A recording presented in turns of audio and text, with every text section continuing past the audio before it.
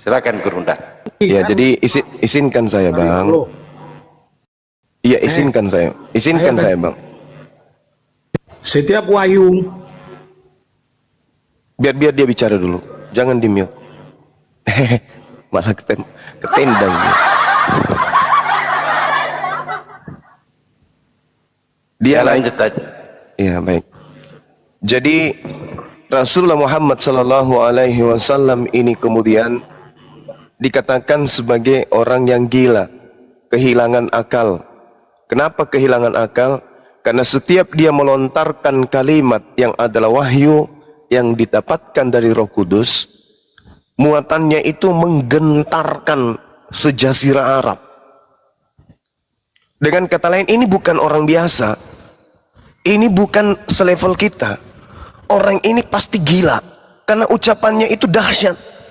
Para penyair kalah.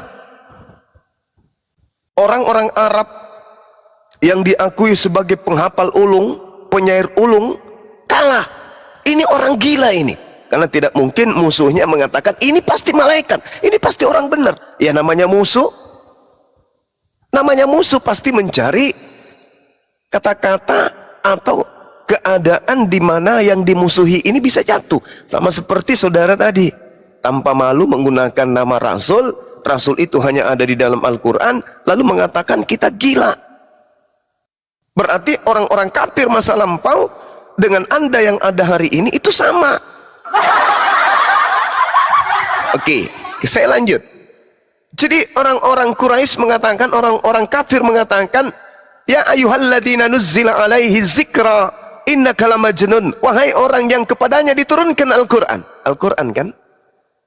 Al-Quran yang disebutkan. Kenapa demikian? Karena Al-Quran itu begitu dahsyat, merubah orang-orang yang menjadi pengikut beliau. Subhanallah. Yang tadinya dikenal beringas, yang tadinya dikenal pemain perempuan, yang dikenal kemudian penjudi, pesina, pembunuh, perampok, dan seterusnya. Begitu bersyahadat, subhanallah, seketika menjadi penerang di tengah tanah jazirah Arab pada saat itu. Lauma ta'tina bil malaikati in kunta minas shadiqin. Mengapa engkau tidak mendatangkan malaikat kepada kami jikalau engkau termasuk orang yang benar? Disebut orang gila, tapi tetap aja diajak diskusi. Karena mereka kagum, mereka takjub. Lauma ta'tina bil malaikati in kunta minas shadiqin. Wahai orang gila, katanya, mengapa engkau tidak mendatangkan malaikat kepada kami jika engkau termasuk orang yang benar? Sekarang siapa yang gila? Kalau Rasulullah Muhammad sallallahu alaihi wasallam dianggap gila oleh mereka, kenapa mereka minta pembuktian? Kenapa kau tidak mendatangkan malaikat, katanya, jika kamu itu adalah orang yang benar? Loh, orang gila kok dibilangnya kayak gitu? Orang gila kok dibilang kayak gitu? Yang disebut orang gila itu dibuktikan dengan keadaan. Bajunya dilepasin, diludahin mukanya, ditampar, diseret, dipantek, digantung, ditombak, dimainin, dan seterusnya. Itu orang benar-benar fakta dianggap gila. Ini baginda Rasulullah Muhammad sallallahu alaihi wasallam. Siapa orang Quraisy yang pernah menyentuh bulunya sehelai? Siapa orang-orang Quraisy yang pernah menyentuh pakaiannya? Siapa kemudian orang-orang jahiliyah yang pernah menyentuh wajah Rasulullah dengan tampanan? Ada gitu? Hah? Orang mau bertemu aja gemetaran, rasa getarnya itu sampai 50 km persegi hanya untuk bertemu dengan Rasulullah. Siapa yang berani menyentuh Rasulullah? Siapa yang berani kemudian menyentuh jubahnya? Siapa yang berani menyentuh kemudian sendalnya? Tak ada. Takut mereka. Maka mereka melampiaskan dengan kata itu, innaka lamajnun. Kehebatanmu, keluar biasaanmu, kebijakanmu, keadilanmu, kemuliaanmu, kejujuranmu, kamu ini orang gila. Tapi faktanya mereka mengatakan manuzilul malaikati kata illa bil haqq wa ma kanu izam munzarin. Kami tidak menurunkan malaikat melainkan dengan kebenaran untuk membawa azab, dan mereka ketika itu tidak diberikan penangguhan. Inna nahnu nazzalna zikra wa inna lahu lahafizun, kata Allah. Sesungguhnya kamilah yang menurunkan Al-Quran dan pasti kami yang memeliharanya. Nah, lalu kemudian Allah mengatakan bahwasanya wa ma ta'tihim min rasulin illa kanu bihi yastahzi'un. Seperti yang saya sampaikan tadi. Sebelum engkau wahai Rasulullah, kami mengutus rasul sebelum engkau. Kami mengutus rasul, Nabi Musa, Nabi Daud, Nabi Isa. Tapi apa kata Allah? Wa ma ya'tihim min rasulin illa kanu bihi yastahzi'un. Dan setiap kali seorang rasul datang kepada mereka, mereka selalu menghinakannya, selalu menuduhnya yang tidak-tidak, selalu mengolok-olokkannya. Kazalika naslukuhu fi qulubil mujrimin. Karena mereka kemudian mengolok-olok Nabi Isa alaihissalam. Apa kata Allah? Maka kami Allah memasukkan olok-olokan itu ke dalam hati orang-orang yang berdosa. Kenapa Islam itu datang begitu jauh dari kedatangan Nabi Isa? Karena Allah memasukkan rasa olok-olokan ini kemudian menjadi sumber dosa bagi mereka, sehingga Allah membiarkan mereka lontang-lantung di dalam dosa itu.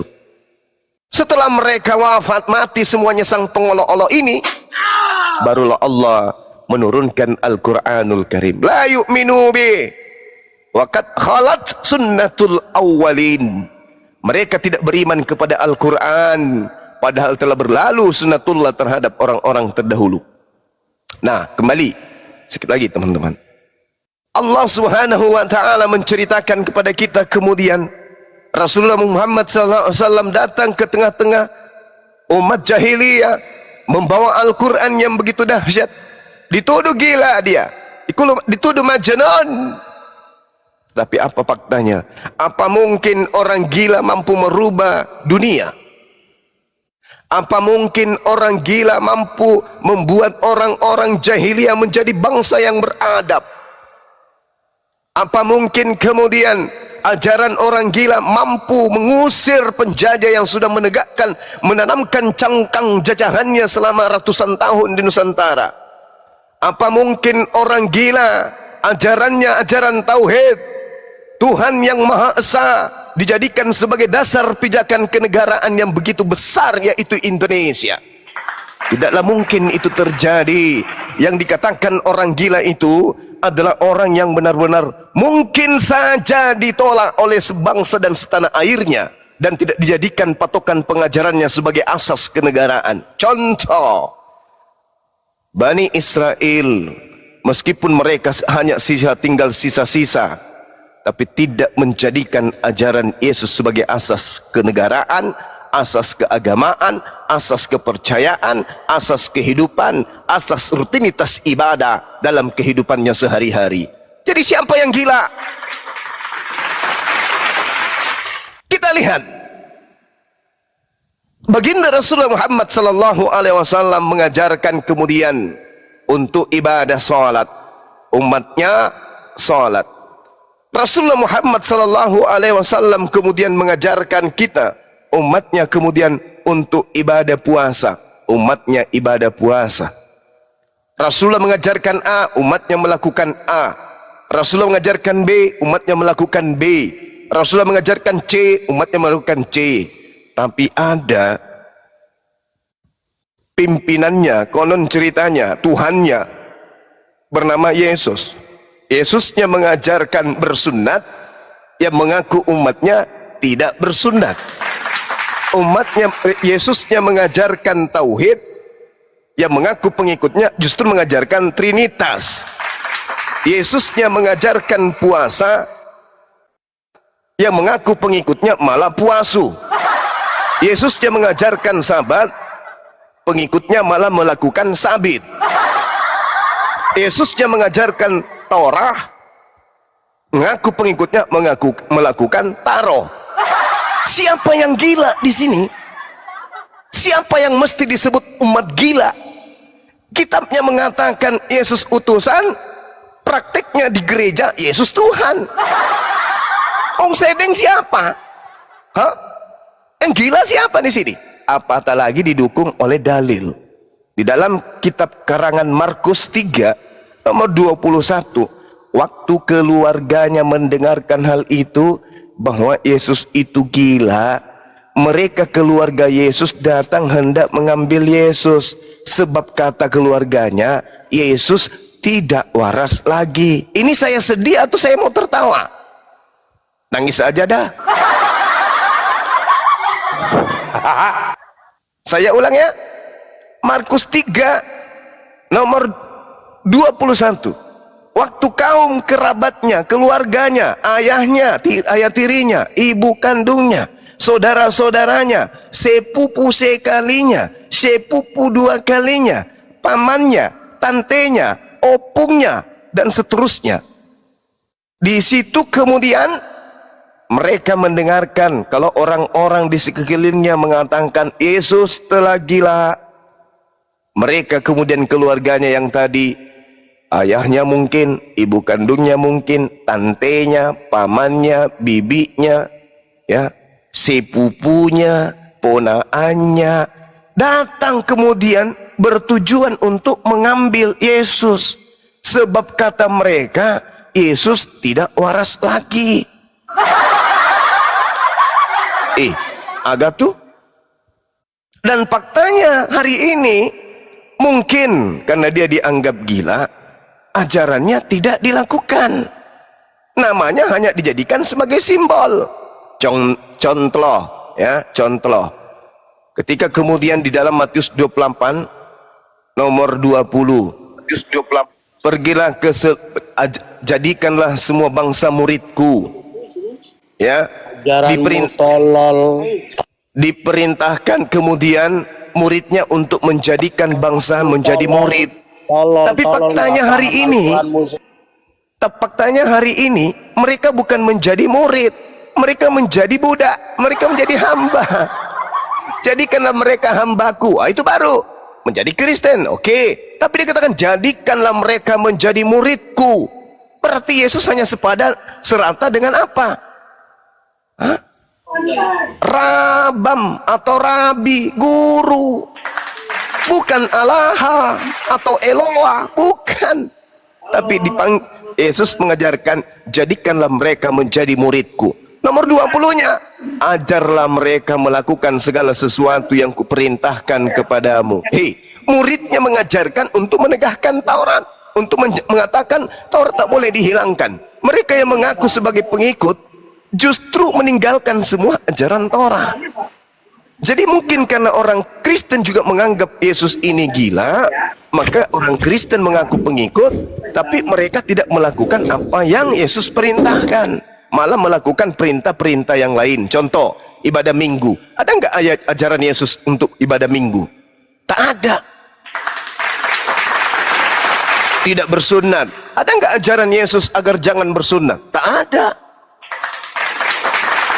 Makan babi, makan asu, makan biawak, makan monyet, makan padale, makan buntiti, pararang, komodo, apalagi kelelawar, ular, buaya, kuda nil. Ada nggak ajaran Yesus kayak gitu? Tidak ada. Tidak ada. Yesus mengajarkan satu-satunya Tuhan adalah Dia yang mengutus dirinya. Tapi hari ini Kristen justru menyembah, menuhankan Yesus. Ada nggak Yesus ajarkan itu? Tak ada. Berarti orang Kristen ini kemungkinan ikut-ikutan juga menganggap Yesus gila. Kenapa? Karena dia nggak mengikuti ucapannya. Baginda Rasul Muhammad SAW yang tadinya orang yang menuduh dia gila, justru menjadi umatnya tunduk bertekuk lutut di hadapannya.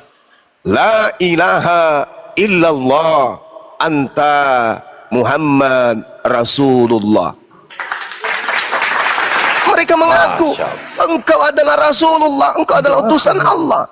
Tapi kalau Yesus dianggap gila, kalau Yesus dianggap gila di dalam Markus 3 nomor 21, faktanya hari ini betul-betul tak ada yang mengikuti ajarannya. Maka saya ingin bertanya, wahai saudara-saudaraku Kristen, mengapa kalian mengaku pengikut Yesus, Tapi kenapa kalian tidak melakukan ajaran-ajaran Yesus? Apakah kalian menganggap Yesus itu gila juga? Sampai-sampai ucapannya tidak kalian pakai, kalian hanya memakai namanya, tapi ajarannya kalian tidak pakai. Apa yang Yesus tidak ajarkan, kalian pakai. Yesus tidak pernah mengajarkan ajaran Kristen. Yesus mengajarkan muridnya agar menjadi Yudaism. Kenapa menjadi Kristen? Apakah karena kalian menganggap Yesus itu juga majnun? Wallahu alam bisawab. Tapi faktanya kulihat begitu. Yesus mengatakan di dalam kitab yang Anda tenteng, dalam Lukas 16 nomor 17, Yesus mengatakan, lebih mudah langit dan bumi lenyap daripada setitik ya Taurat itu hilang. Lebih mudah langit dan bumi lenyap daripada setitik dari hukum Taurat. Nah sekarang dibantah oleh kalian. Lebih mudah membunuh Yesus daripada meneguhkan hukum Taurat. Justru Anda menghilangkan kemudian Taurat hanya dengan mengajarkan Yesus tergantung secara terkutuk di atas pohon. Sebenarnya umat yang gila itu siapa? Hah? Hei. Saya kira begitu ya teman-teman. Jadi ada kemungkinan karena Yesus ini dianggap gila oleh keluarganya, karena keluarganya kan tidak menganggap Tuhan. Keluarga Yesus tidak pernah menganggap Yesus Tuhan, tapi keluarga Yesus menyangka Yesus gila itu ada. Saya ulang, berdasarkan Markus 3 nomor 21, keluarga Yesus datang hendak mengambil Yesus karena mereka menganggap Yesus tidak waras lagi. Ya, mungkin karena Yesus itu dianggap tidak waras, maka mereka tidak menuhankan Yesus. Nah, sekarang kalau keluarga Yesus menganggap Yesus tidak waras, lalu kemudian mereka tidak menyembahnya, ada yang lebih gila. Keluarganya aja menganggapnya gila, tidak waras, tetapi justru mereka menyembah orang yang dikira oleh keluarganya itu sudah gila. Pusing aku pusing. Keluarga, orang yang lebih tahu siapa Yesus, menganggap dia gila. Kalau Nabi Muhammad dituduh gila, tak ada kaumnya, tidak ada umatnya yang menganggapnya gila. Oke, malah yang menganggapnya gila menjadi pengikutnya. Lalu kemudian kalau Yesus dianggap gila oleh orang-orang sekampung, lalu kemudian orang tuanya, keluarganya datang mengambilnya karena dikira dia tidak waras lagi. Faktanya mereka keluarga tidak menyembah Yesus, tapi ada sekelompok orang dari luar, justru orang yang dianggap gila sama keluarganya dijadikan sebagai Tuhan. Sekarang siapa yang gila? Saudara yang naik tadi yang mengatakan kami gila, saya tanya balik. Sekarang siapa yang gila? Yang ente sembah adalah orang yang dikira sendiri oleh keluarganya yang tidak waras. Makanya tidak ada keluarga dari keluarga Yesus menuhankan dirinya. Mungkin karena mereka melihat Yesus anak manusia dan Yesus dikira gila. Sakit nggak tuh digituin? Ya sakit lah. Makanya jangan menyembah orang yang dikira gila sama keluarganya sendiri. Demikian, silakan. Masya Allah. Assalamualaikum Bang Dewa. Waalaikumsalam warahmatullahi wabarakatuh. Pak Dika, selamat siang. Iya, Kristen? Kristen aku. Ya silakan. Apa yang ingin disanggah dari Jabaran Lansuma? Ya disanggakan, ya setiap orang kan bisa berpendapat mengenai keluarganya sendiri gitu kan. Gitu. Contohnya keluarga Bang Juma, sanak saudaranya bilangkan cuma orang gila kan bisa aja gitu kan. Ya bukan berarti cuma itu orang gila gitu kan. Itu sama juga di ayat Al-Qur'an Al-Hijr 5. Mereka di situ ada Muslim mengatakan hai orang yang diturunkan kepada Al-Qur'an, sesungguhnya kamu adalah orang bukan gila. Muslim di situ Bang, orang kafir Muslim di Quraisy. situ. Gimana buktinya? Oh, si Dika gila ini. Kupikir siapa? Gak apa-apa, gak apa-apa. Muslim di situ, mereka di situ Muslim. Coba baca ayat sebelumnya. Oke, saya baca ayat sebelumnya ya. Bismillahirrahmanirrahim. Al-Quranul Karim menerangkan seperti yang Anda katakan itu tidak berkesesuaian.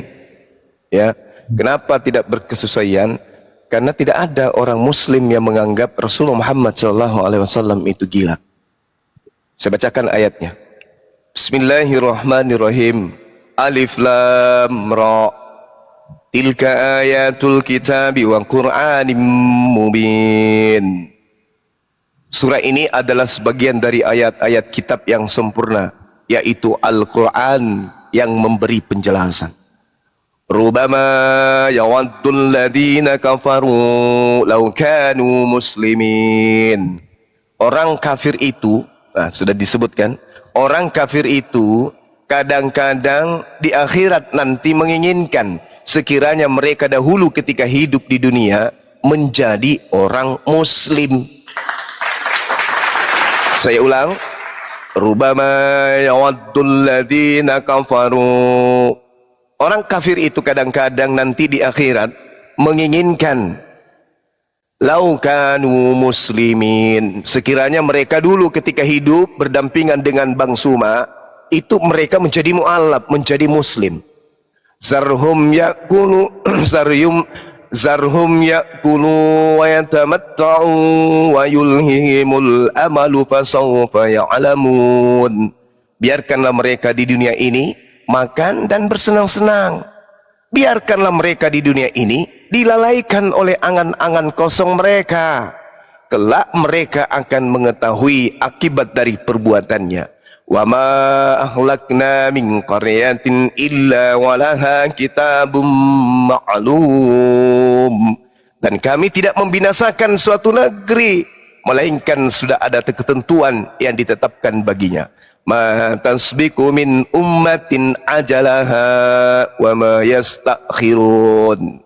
Tidak ada suatu umat pun yang dapat mendahului ajalnya, yang tidak pula dapat meminta penundaannya. Wa qalu ya ayyuhalladzi nuzzila alaihi dzikr innaka lamajnun. Dan mereka orang-orang kafir ini berkata, wahai orang yang kepadanya diturunkan Al-Quran, sesungguhnya engkau benar-benar orang gila. Siapa yang berkata ini? Orang-orang kafir yang tadinya menyesal ketika di akhirat. Sekiranya dulu kami di dunia itu beriman, menjadi muslim juga, pastilah kami tidak masuk ke dalam neraka. Belajar Al-Quran itu harus menggunakan akal sehat. Jadi tak ada orang muslim yang mengatakan Rasulullah itu gila. Orang kafir, sudah disebut pun dalilnya di atas. Justru orang kafir itu kelak menyesal. Kenapa dulu ketika hidup di dunia aku tidak menjadi seperti Bang Suma dan kawan-kawannya, Padahal sudah nyata kebenaran datang di tengah-tengah kami. Yesus itu hanya hamba Tuhan. Kok dituhankan pula? Seperti itu. Silakan Anda memperbodoh diri. Lanjut.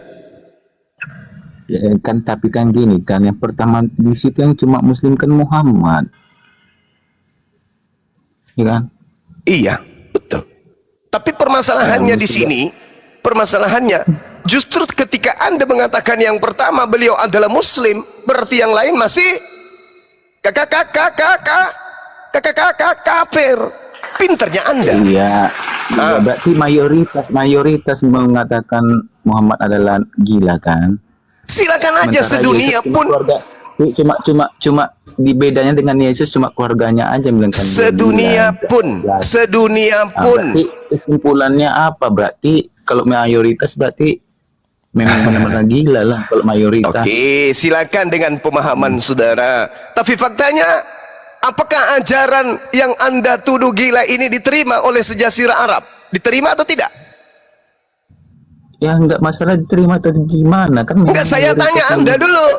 Diterima atau tidak? Itu dulu.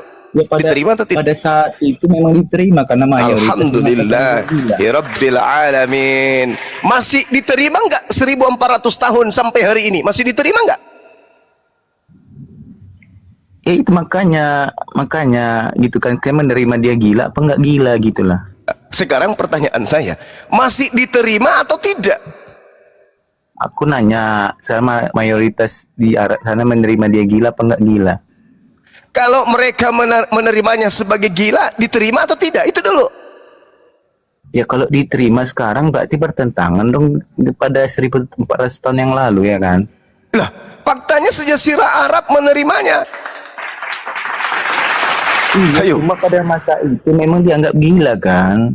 Awalnya Mayoritas. dianggap seperti itu, tapi Dia fakta sembuh. kemudian, dengar.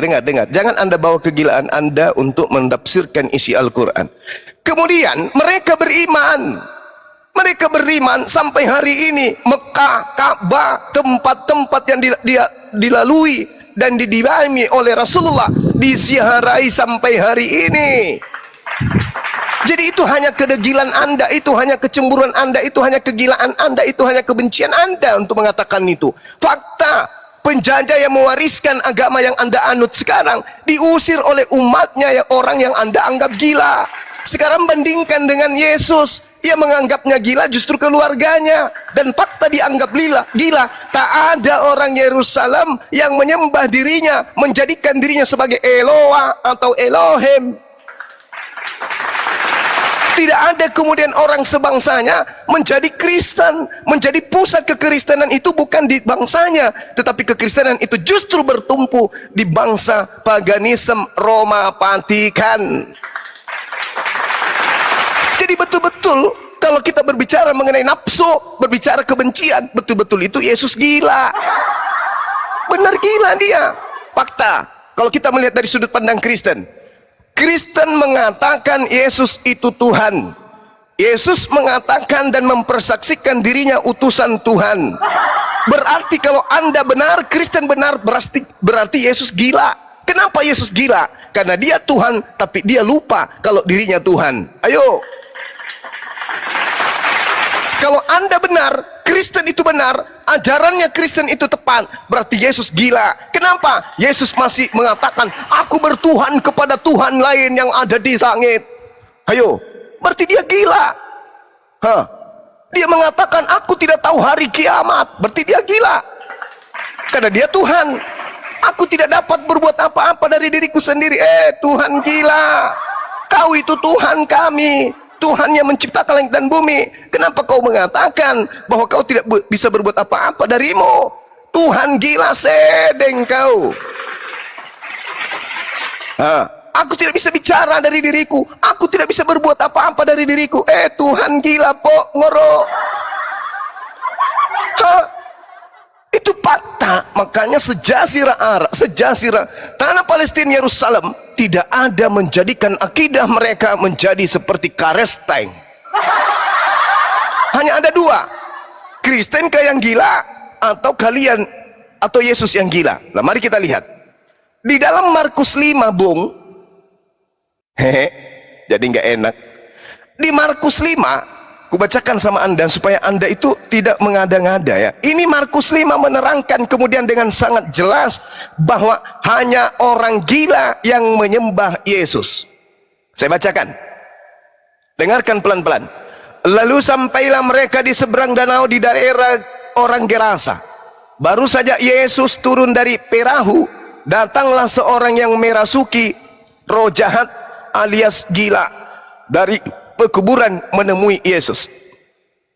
Orang itu di sana, diam di sana, dan tidak ada seorang pun lagi yang sanggup mengikatnya, sekalipun dengan rantai. Karena sudah sering ia dibelenggu dan dirantai, tetapi rantainya diputuskannya dan belenggunya dimusnahkannya, sehingga tidak ada seorang pun yang cukup kuat untuk menjinakkannya. Siang malam dia berkeliaran di kuburan dan bukit-bukit sambil teriak-teriak dan memukuli dirinya dengan batu. Ini orang gila atau orang waras? Orang gila. Seketika orang gila ini melihat Yesus dari jauh, berlarilah ia mendapatkan Yesus, lalu menyembahnya. Jadi orang gila yang menyembah Yesus. Apa buktinya? Kita baca nomor 15-nya ya. Mereka datang kepada Yesus dan mereka orang yang kerasukan itu tadi sudah berpakaian dan sudah waras. Saya ulang, mereka datang kepada Yesus dan melihat orang yang kerasukan setan itu duduk serta berpakaian dan sudah waras, orang yang tadinya kerasukan iblis itu, maka takutlah mereka. Berarti orang yang menyembah Yesus adalah orang yang kerasukan setan, adalah orang gila, dan orang yang mu'allaf adalah orang yang sudah waras. Jadi Anda yang masih menyembah Yesus, menurut Markus 5, itu cerminan orang-orang yang kerasukan setan alias gila. Kalau zaman Yesus ada orang dirantai, hancur rantainya. Kalau zaman sekarang disuntik dengan kebenaran Al-Quran, hadits, Bible, Markus, Matius, Yohanes, surah-surah Paulus dihantamkan kepada Anda, percuma, sia-sia. Anda tetap kekeh menjadi orang gila. Hanya segelintir dari kalian saja yang bisa kami waraskan, yang bisa kami mu'alafkan, karena mereka masih memiliki akal sehat yang bisa kemudian dideteksi titik di mana dia bisa sembuh. Mereka datang kepada Yesus dan melihat orang yang kerasukan setan itu duduk, sudah berpakaian dan sudah waras. Berarti orang yang menyembah Yesus adalah orang yang kerasukan setan. Makanya ketika saya bertanya, wahai saudara-saudaraku Kristen, aku ingin tanya padamu, siapa yang mengajarkan, roh apa yang merasuki dirimu sampai kamu ke sebuah gedung menyembah anak orang bernama Yesus? Roh apa yang merasuki dirimu, kamu tidak mau disunat nonotnya? Roh apa yang merasuki dirimu sehingga makanan-makanan yang menjijikkan semuanya masuk ke dalam tubuhmu? Roh apa yang merasuki dirimu sehingga kau menyembah anak orang? Apa kata orang Kristen? Suma, kamu tidak paham karena tidak ada roh di dalam dirimu. Itu yang kutanya, roh apa Cak Ayu? Pingin aku bertemu dengan roh itu. Karena di dalam Matius 12 ada orang bertaubat, roh kudus, roh jahatnya keluar, lalu kemudian dia berjalan, roh jahat ini ke padang pasir, ke padang gurun. Ketika tidak menemukan tempat, dia kembali masuk ke dalam orang yang bertaubat, lalu mengajak 7 roh jahat yang lainnya masuk ke dalamnya. Lalu setelah itu dia semakin jahat. Setelah masuk roh 7-8 ke dalam tubuhnya, dia semakin jahat. Dan itu kata Yesus dialami oleh angkatan jahat sesama dirinya. Siapa yang kemudian datang bertobat, membunuh murid Yesus, lalu mengaku bertobat, lalu setelah bertobat mengajarkan ajaran yang jauh lebih membinasakan? Siapa itu? Itulah yang Anda imani, itulah yang Anda ikuti. Jadi orang yang menyembah Yesus bisa kita lihat dalam Markus 5. Orang yang merasulkan Paulus bisa kita lihat di dalam Kisah Para Rasul 16 nomor 16 sampai nomor 8. Iblis teriak, wahai semua manusia, inilah Paulus, utusan Tuhan yang maha tinggi yang akan mengajarkan kalian kepada jalan keselamatan. Setan teriak loh, wahai manusia, inilah Paulus, juru selamat yang diutus oleh yang maha tinggi, ikutilah dia menuju kepada jalan keselamatan. Iblis memproklamirkan kerasulan Paulus. Ayo. Jadi apa yang Anda katakan bahwa Rasulullah Muhammad SAW itu gila, kemudian orang-orang menganggapnya gila, lalu kemudian ditolak, itu tak ada buktinya. Penamaan Majnun kepada Rasulullah karena efek cemburu, karena efek takjub, karena efek heran, efek kemudian terheran-heran melihat keadaan Rasulullah yang tadinya tidak pernah sekolah, kok bisa tahu tentang dalil-dalil ini? Kok dia bisa tahu bercerita tentang Adam, dia bercerita tentang Ibrahim, dia bercerita tentang Nabi Musa, dia bercerita tentang Nabi Isa. Di mana manusia ini bisa pelajari itu? Sementara kita orang jahiliyah, kita orang buta, nggak ada perpustakaan, tidak ada kemudian tempat belajar, tidak ada kitab datang pada kita. Kok bisa dia terangkan? Ini orang gila. Tapi ungkapan itu justru menjadi batu sandungan. Sejazirah Arab, benua Arab seketika menjadi hijau. La ilaha illallah Muhammadar Rasulullah. Itu fakta. Yesus Yerusalem bisa nggak dia Kristenkan? Bisa nggak? Bisa nggak? Tak bisa. Kenapa? Karena pada tempatnya dia dianggap gila. Apa pembuktiannya secara ilmiah? Sabar. Pembuktiannya secara ilmiah, buka kitabnya orang Yahudi yang tertulis Talmud. Anda akan melihat bagaimana Yesus diceritakan di sana. Ngeri-ngeri sedap, nyiut-nyiut balala. Lanjut. Tanggap ya. Saya sambil renang ya. Iya kan. Oke, ya jadi secara fakta ya kan di zaman Rasulullah orang Arab itu menganggap Muhammad itu adalah orang gila gitu kan.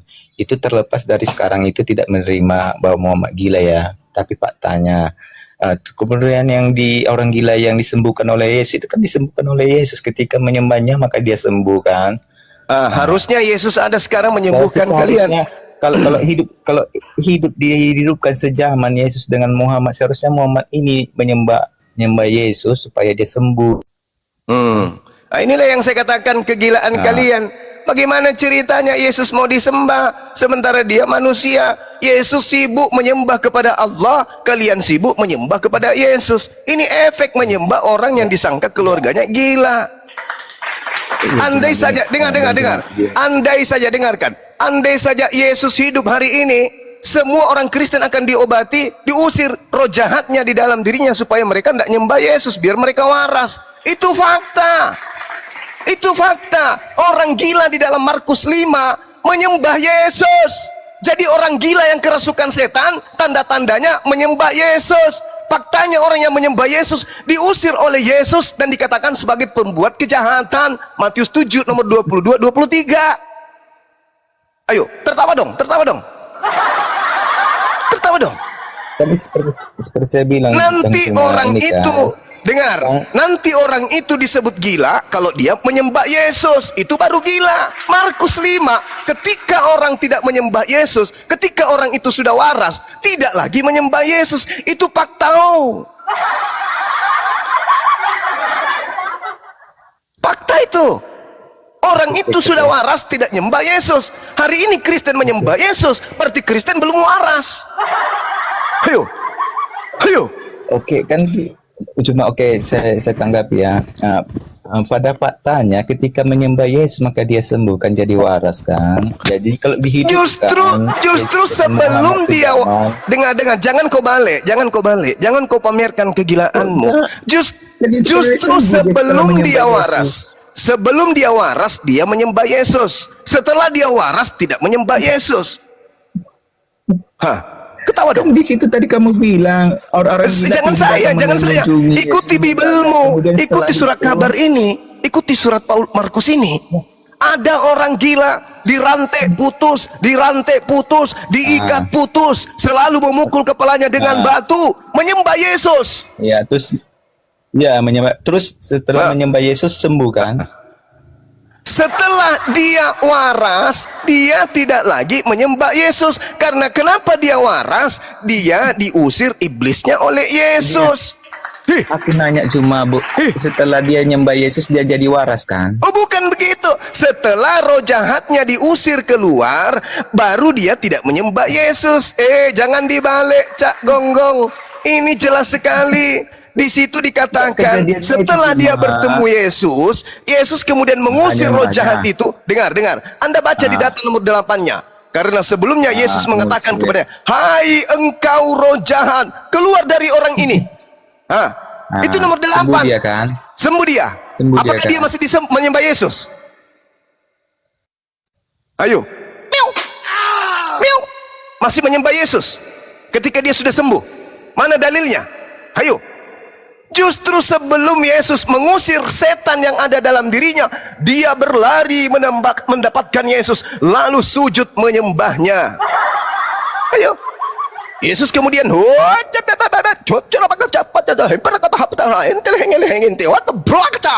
iblisnya keluar, dia pun lunglai dan waras, lalu tidak lagi menyembah Yesus. Itu fakta.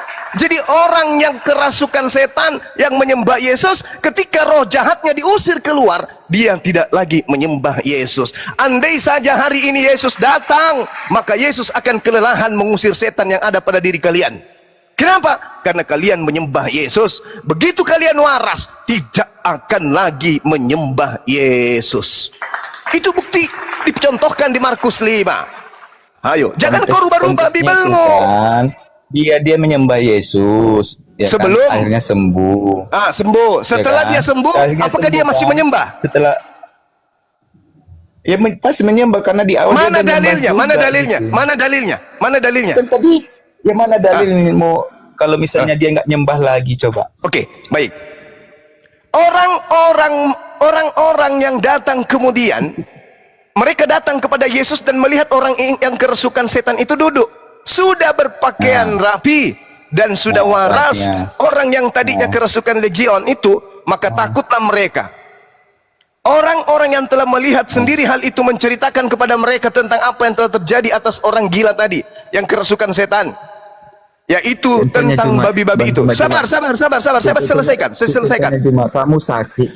Saya selesaikan dulu bukti bahwa orang ini tidak lagi menyembah Yesus. Lalu mereka mendesak Yesus supaya ia meninggalkan daerah mereka. Pada waktu Yesus naik ke dalam perahu, orang yang tadinya kerasukan setan itu meminta supaya ia diperkenankan menyertai Yesus, bukan menyembah Yesus. Yesus tidak memperkenankannya. Yesus melarang orang itu, tetapi ia berkata kepada orang itu, pulanglah ke rumahmu, kepada orang-orang sekampungmu, dan beritakanlah kepada mereka segala sesuatu yang telah diperbuat oleh Tuhan atasmu dan bagaimana ia telah mengasihi engkau. Orang itu pun pergi dan memberitakan di daerah Dekapolis segala apa yang telah diperbuat Yesus atas dirinya, dan mereka semua menjadi heran. Ada yang menyembah di situ?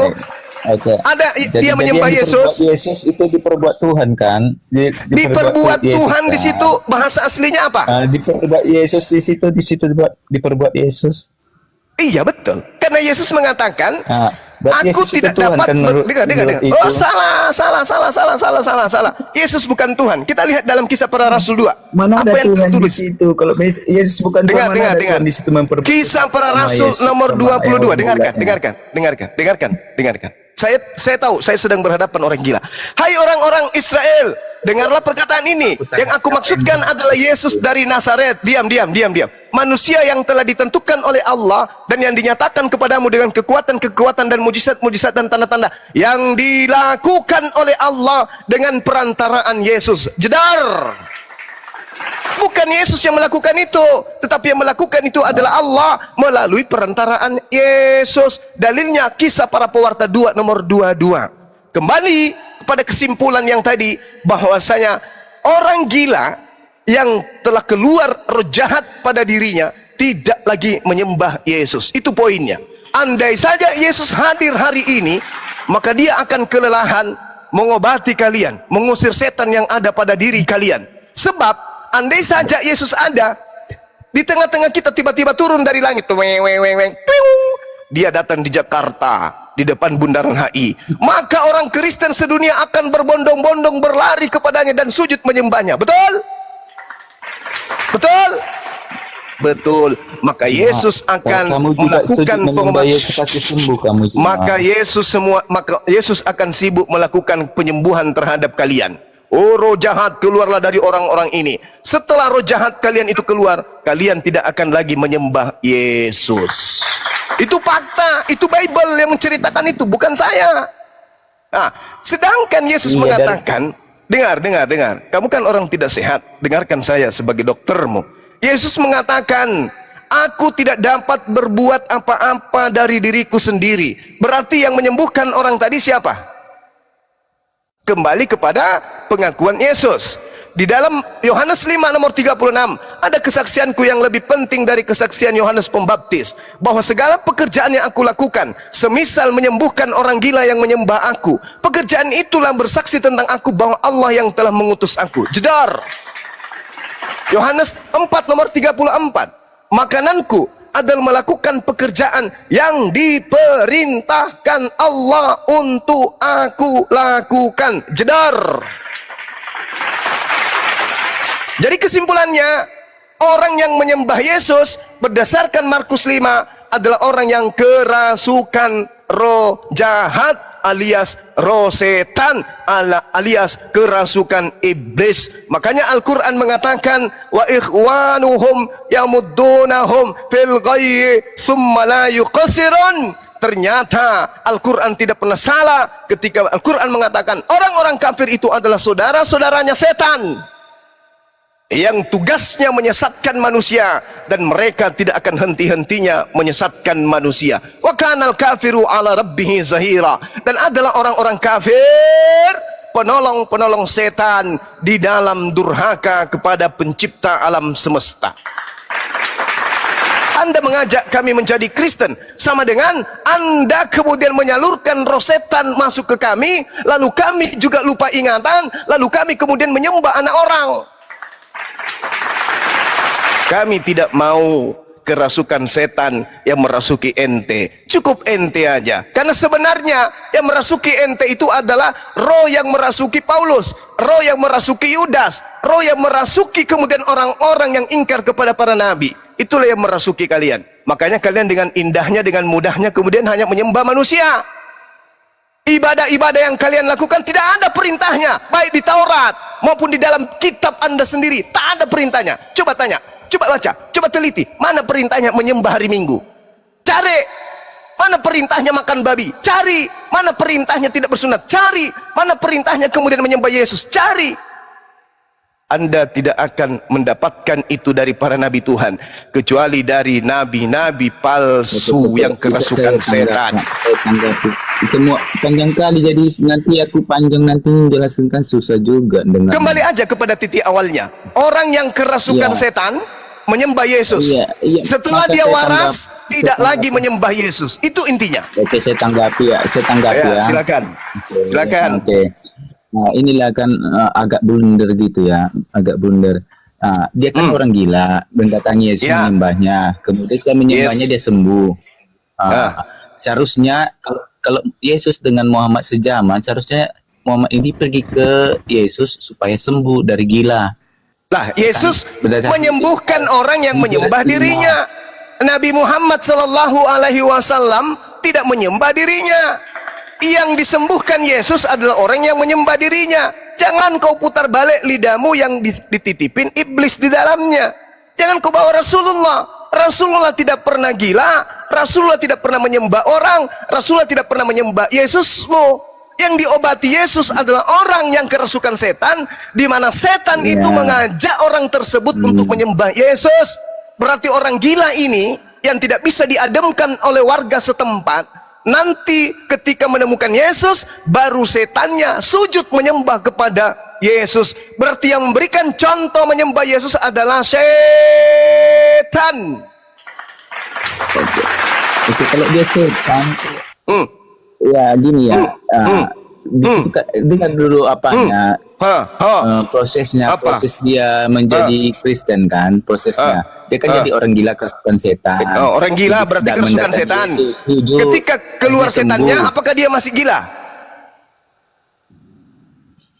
Kamu cuma kalau makan itu jadi kenyang apa jadi gila? Ketika kemudian orang gila ini tidak lagi gila, apakah dia masih menyembah Yesus?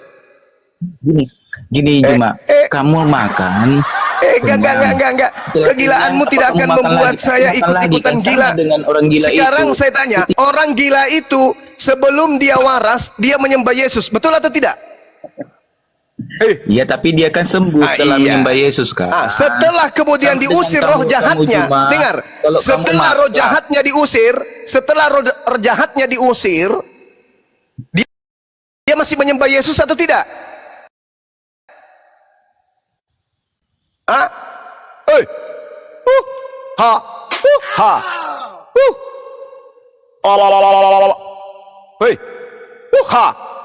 Pasien, orang gila.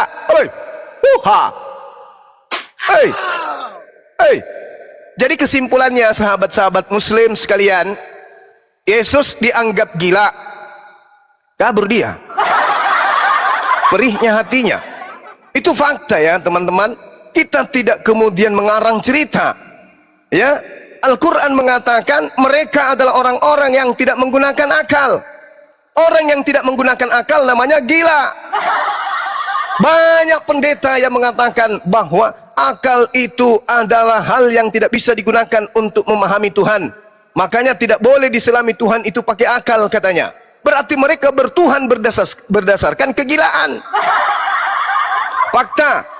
Di dalam kitabnya mereka, Markus 5, 1 perikop, nomor 1 sampai nomor 20. Di situ diceritakan ada orang gila siang malam di kuburan tinggal kesana kemari teriak-teriak. Kenapa dia teriak-teriak? Bukan karena dirinya, tapi karena setan yang ada dalam dirinya. Begitu kemudian melihat Yesus, si setan berlari menyembah Yesus. Setan berlari menyembah Yesus. Kenapa setan ini berlari menyembah Yesus? Karena setan ingin memberikan contoh menyembah Yesus. Setan mau agar manusia menyembah Yesus, maka dia berlari kemudian menyembah Yesus.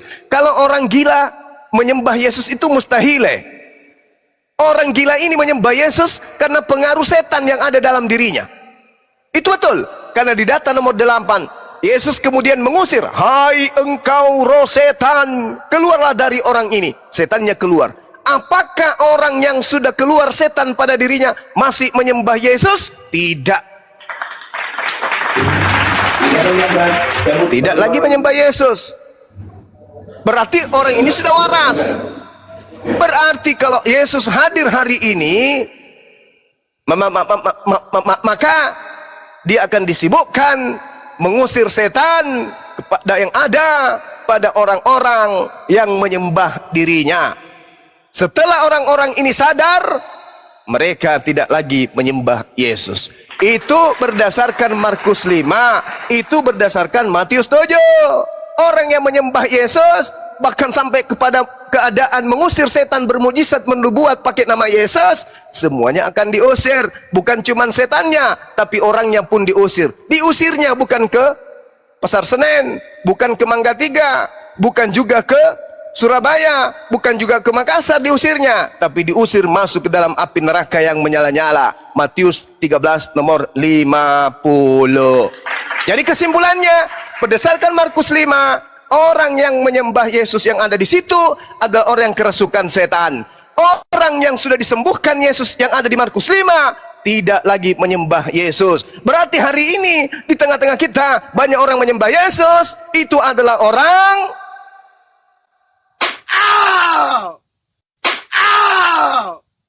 Aduh, ada sakit.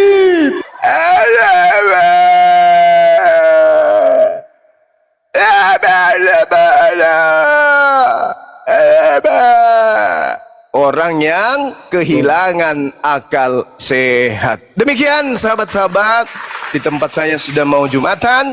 Mohon maaf saya menguasai komal, karena tadi saya dikatakan gila, Nabi saya dikatakan gila, maka terpaksa saya harus menerangkan dengan sangat akurat berdasarkan Al-Quran dan berdasarkan Bible bahwa tanda-tanda orang yang kerasukan setan alias gila bisa kita lihat di Markus 5 nomor 1 sampai nomor 20. Hanya karena Islam itu rahmatan lil alamin, sehingga ketika berpapasan dengan teman-temannya yang Kristen, orang Islam tidak mengatakan, "Iya orang gila lewat, iya orang gila mau ke tempat yang menyembah Yesus." Umat Islam itu rahmatan lil